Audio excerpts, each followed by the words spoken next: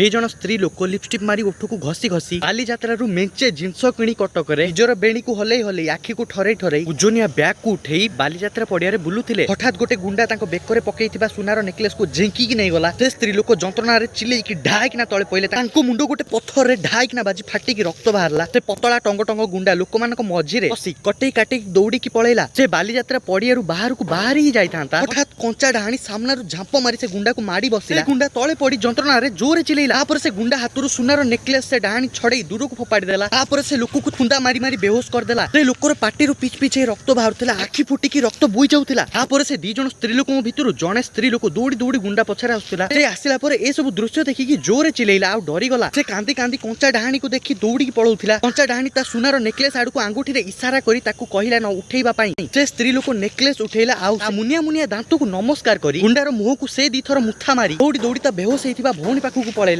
तापर लोक माने गुंडा को आ से कंचा डाणी को घेरी गले। किछि लोक कंचा डाणी को भगेइबा को चेष्टा करुथिले किंतु किछि लोक सेमान को अटकेई की कहिले ए कंचा डाणी गोटे बहुत भलो काम करिछि ताकू एम्ति भगेइबा उचित नुहे। तापर किछि समय पर पुलिस आसिला आ से गुंडा को नै गला। तापर से कंचा डाणी काहाकू किछि न कहि पळेला।